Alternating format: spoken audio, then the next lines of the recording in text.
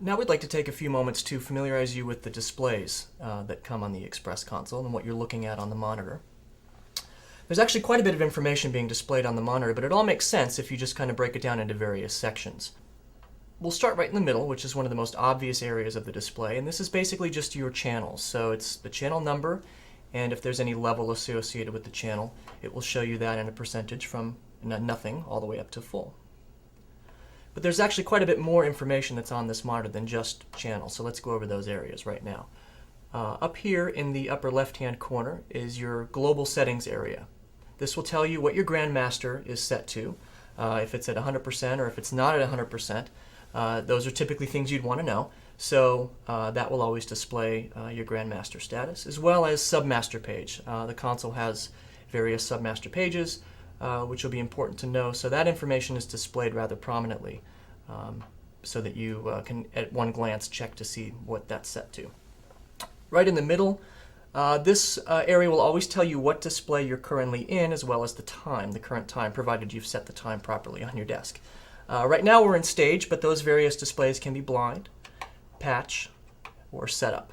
We're going to be spending our time right now in stage because this is where a lot of the information is displayed, and you'll spend a lot of time in the stage display.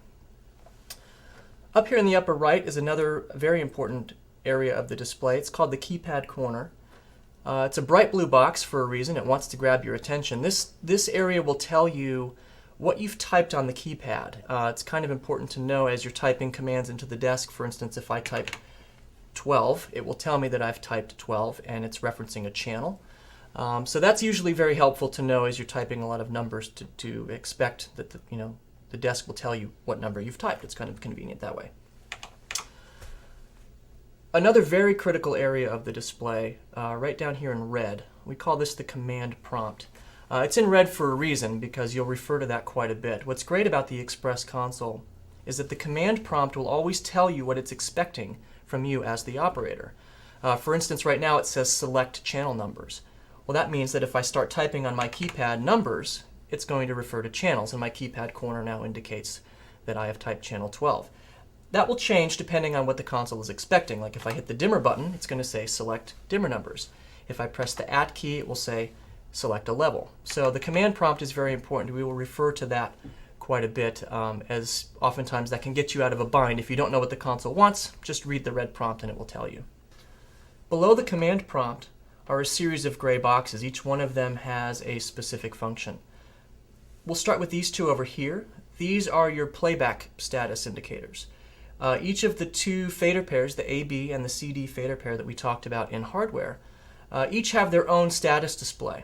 What these little boxes will tell you are what cue is currently running in that fader, how much time is left before that cue is finished, and any other relevant information about the cue that's playing in those faders. The larger gray box to the right of that is a cue list. This will show you various information about all of the cues you have running, your current cue. It will also show you the cues that have just happened and the cue that is slated to happen next. It gives you some other basic information in a column format, like the cue number, its time, things like that, so you can get a quick glance of your cue sheet right there. Below your fader playback status indicators are the attribute bar. This is the area that will tell you what entity, like a cue or a submaster, that I'm currently working with or editing. So oftentimes it will just tell me the current cue. If I change the cue timing or if I'm working with a submaster, it will indicate kind of what I'm doing right there in that bar. So that's an area that you want to pay attention to.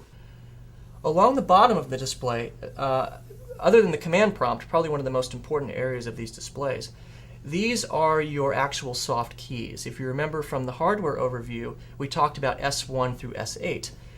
These are the commands that those buttons correspond to, and these will change depending on the display that you're in. A key that we always want to point out is S7. In almost every case, S7 will be something called more soft keys. It's a more soft keys soft key as opposed to a more soft keys hard key. So if I press S7, it will actually change for me some of the options available to me in the soft keys. And on some displays, there could be as many as 3 different layers of these soft keys. So it's important to remember that. Oftentimes, you'll be looking for a feature and you'll know the console can do it, but you can't find the key for it. Just remember to check your soft keys and also remember to check more soft keys. Sometimes the feature might be buried on a different layer. There are other displays that we will look at, for instance, patch and setup. Those come later in different parts of the training, but for now, that's the overview of your stage display, one of the ones you'll most commonly use.